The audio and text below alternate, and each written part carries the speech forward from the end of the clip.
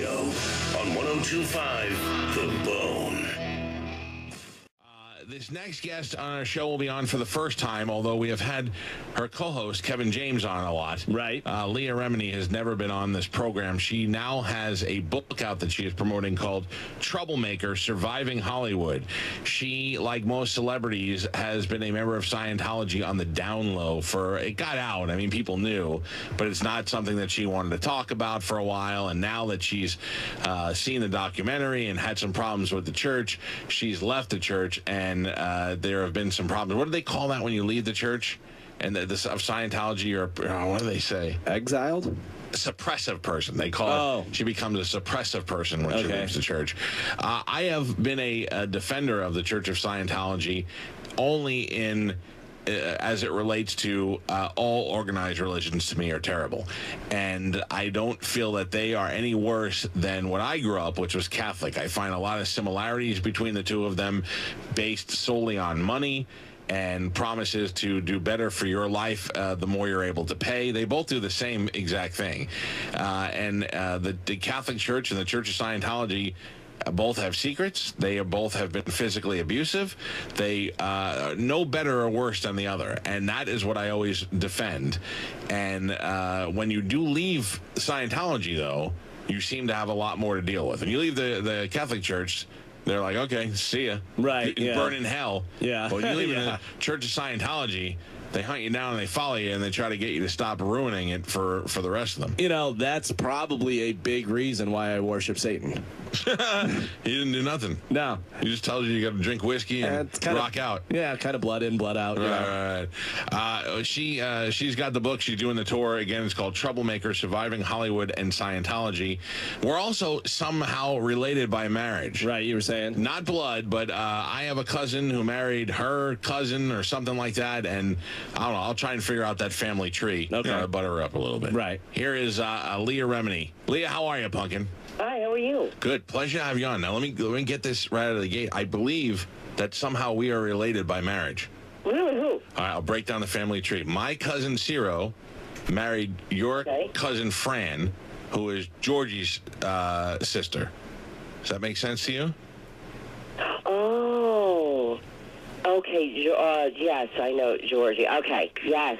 How funny. How about that? That's been my claim to fame for years now. I finally get to, I had to call my grandmother before the show, and I go, give me the family tree breakdown again so I could relate to this woman. That's so funny. So we're like, what? What are we, 10? We're pretty much in love, I think. In love is what it is. Yeah.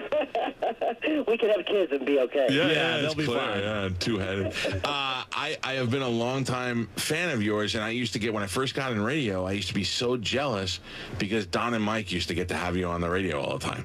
Really? Yeah, I used to listen to them, and you were on the air with one time, and you put their bumper sticker on the refrigerator on the King of Queens set, and I thought, man, it doesn't get any better than that. Little, I know, right? You weren't even related to them.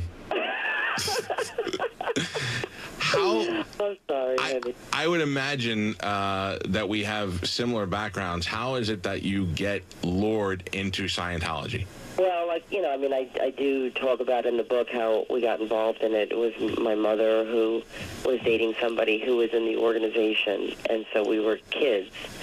And I think I do a pretty good job of explaining it because one of the things that, Paul Haggis, who's also left, Paul Haggis and I, we used to talk all the time, and when I first left, and he said, I wish you would answer that question because it's not an easy thing to answer. It's like most people would say, how does somebody who seems bright get involved in this? It's not an easy question to answer, so that's why I did write the book, so people really understood that it was, as a child. No, I don't look at it and think like, you guys are, I know my mom in that time, we had been growing up in the Catholic Church, and she wanted to find something else, and she brought us to a whole bunch of different churches just trying to find the right thing, and they were all hogwash, they were all nonsense, to me, and when you get out, you probably feel like you got suckered in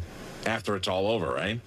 Well, I think what people feel is they don't want to feel wrong or stupid for having subscribed to something and paid for something and dedicated their lives to something.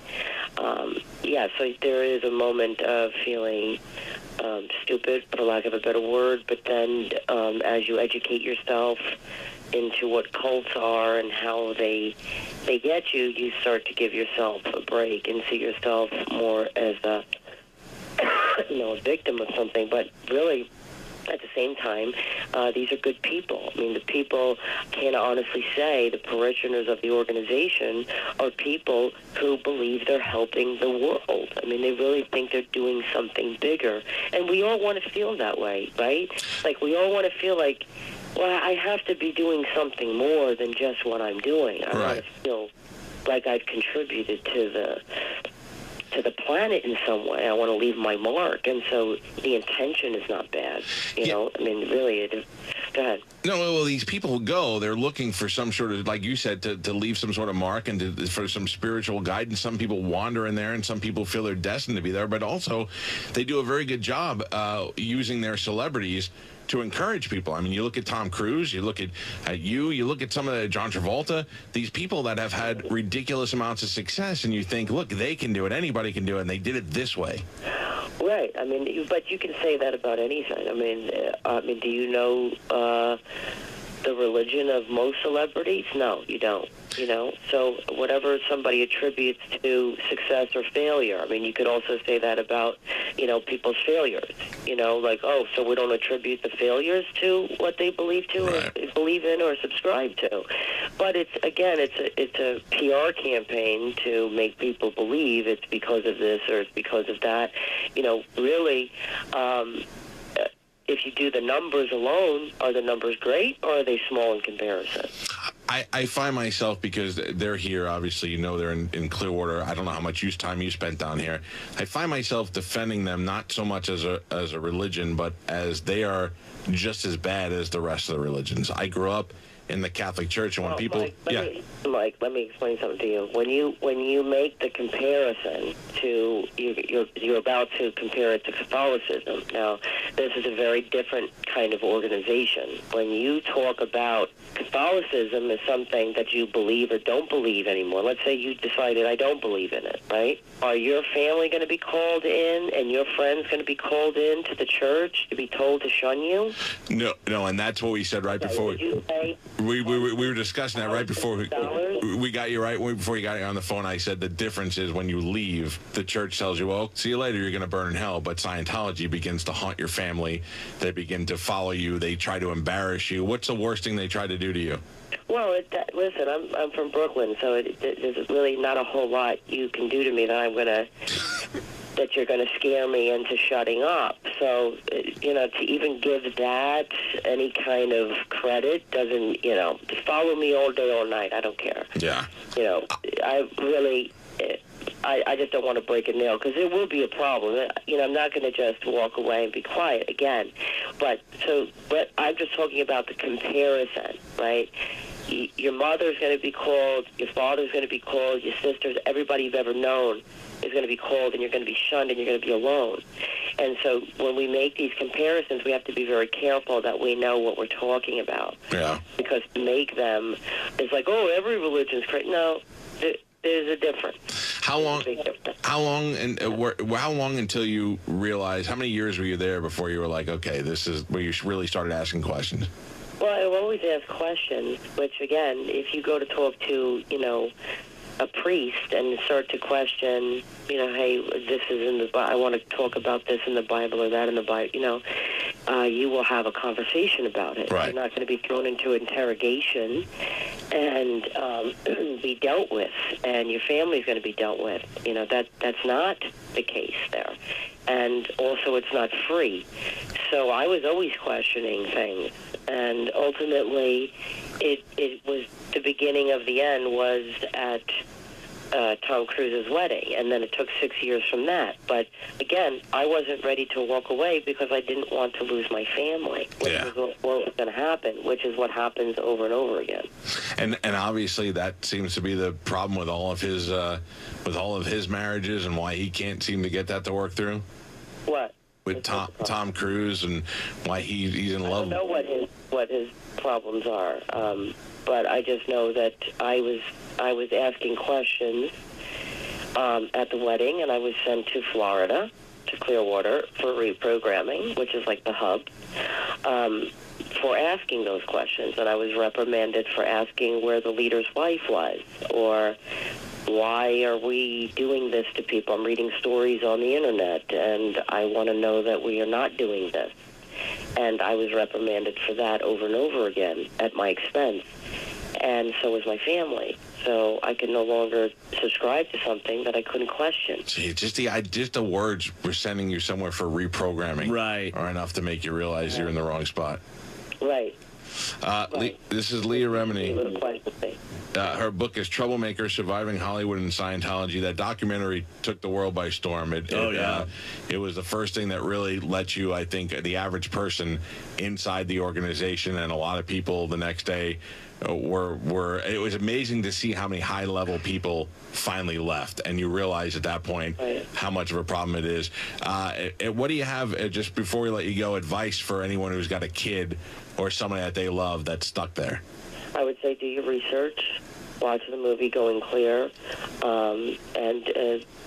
simple Google search will show you what you're involving yourself in and what you're involving your family in. And, a lot of these mothers have come to me after the fact that, friends of my mother, and they say, can you help me? And I go, listen, we all kind of raised their children to protect the church first, and that's what you're dealing with now. Wow. What you taught them.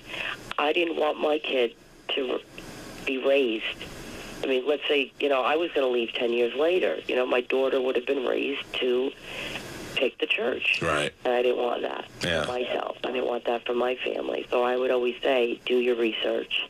And thousands of people can't be lying. I'm glad you got out. I enjoy your work. I think it's brave of you to not only get out, but to share your story. A lot of people can just write the book, but I know you've done a lot of press for it, and that's really what spreads the word out there. The book is called Troublemaker, Surviving Hollywood and Scientology. It's written by my new distant cousin, Leah Remini. And do we exchange gifts now for Christmas or what? I feel like it's the right thing to do for you to buy me a gift. Probably. Listen, next time you come to Clearwater, I'll reprogram you. I'll get you gifts. Pleasure talking to you. Have a great holiday. You too, Mike. Bye, Pumpkin. Pretty sure we're in love after that. I think so. Is she going to be coming for Christmas dinner now? I don't like to talk about it on the air. Okay. I don't need Scientology showing up at my house. No. I love that answer. Are you worried that they're going to, what was the worst thing they did for you? She just said, listen, I'm from Brooklyn. Yeah. When you say, where's the leader's wife? That just sounds so weird. Where's the leader's wife? And they say, what did you say? Yeah. We're sending you for programming. Reprogram. Hey, I have to tell you, I don't want to be two-faced. A lot of times, like when that documentary came out, I did speak a lot about how there's similarities to other organized religions. But the more you talk to somebody that has been there, the more you realize how deep it actually is. So there are things that I continue to open my eyes to as I talk to more people that are directly involved. Sometimes when you see a documentary, the documentary is put together in pieces, to make it prove a certain point. Not that it's not true, but it's maybe not the whole truth. But when you talk to people who have actually had firsthand experience, I tend to believe what she's gone through. So, all right, there you go. Leah Remini from King of Queens. Check her out. Her book again, Troublemaker, Surviving Hollywood and Scientology. We will take a break. It is the Calta.